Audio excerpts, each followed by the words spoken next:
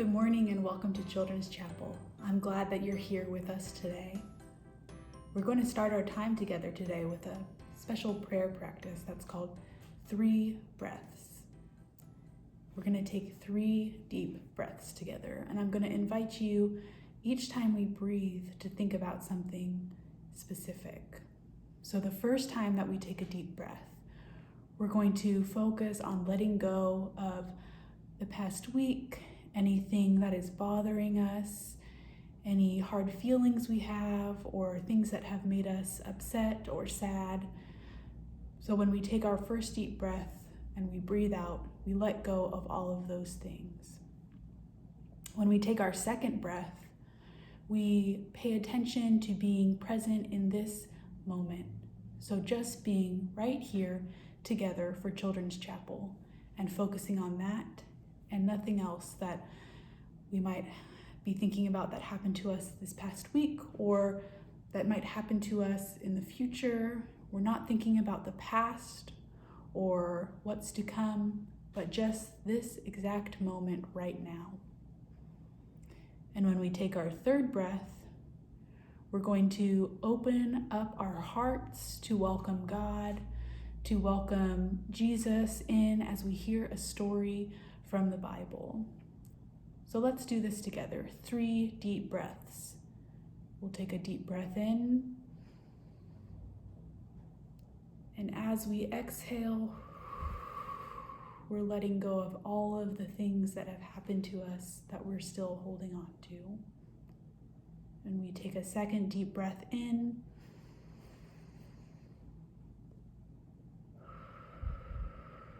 And pay attention to the present moment and being right here, right now. And then we take a third deep breath in and out. And we open up our hearts and minds and welcome God. Let's do that one more time together. Just breathing in.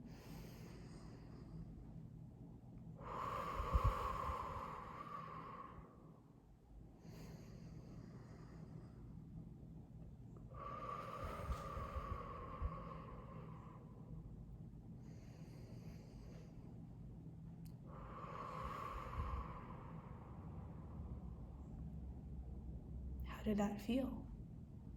I feel a little better. I feel ready to listen to the story and think about how God is calling me to act in the world. So let's hear our gospel story from the Gospel of Matthew for this Sunday.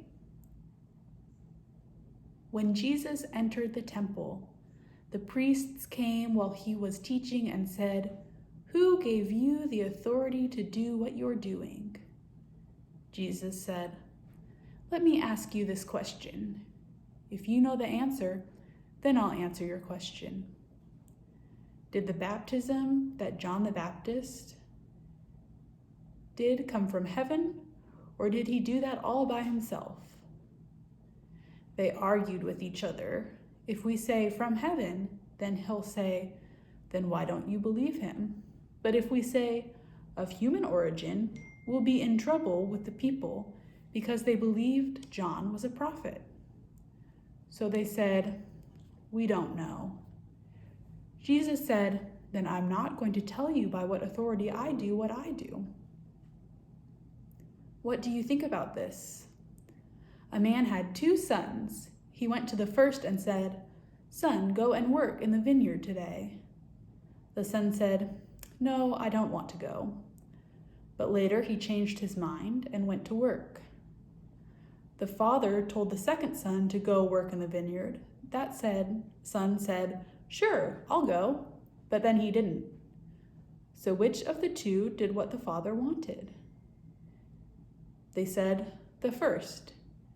Jesus said to them, "Truly I tell you, the sinners are closer to the kingdom of God than you are. John the Baptist came to you, and you did not believe him. But people you call sinners believed him. Even when you saw how they were changed, you did not bother changing your minds to believe." The Gospel of the Lord. Praise to you, Lord Christ. there's a lot going on in this passage. But the part I want to talk about today is the man who told his 2 sons to go work in the vineyard. Now, his sons had very different responses. The first one, he said that he would do it,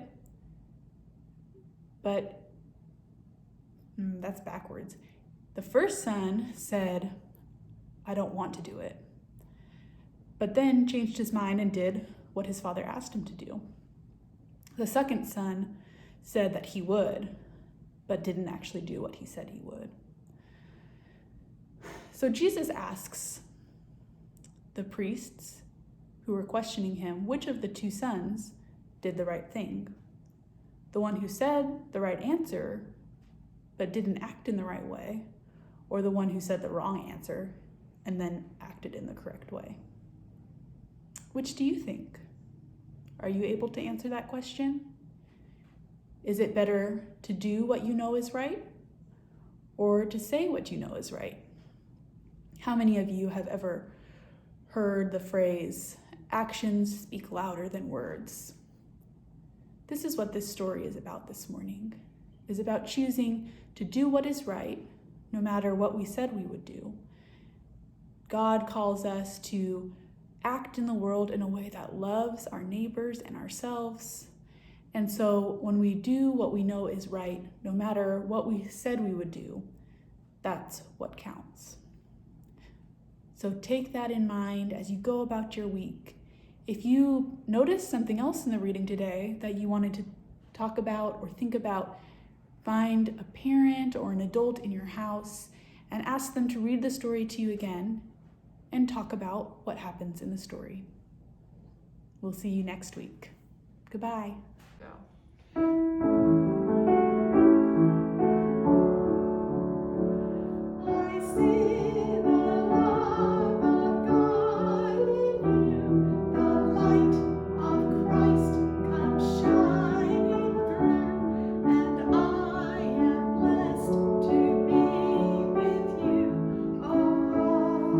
Child.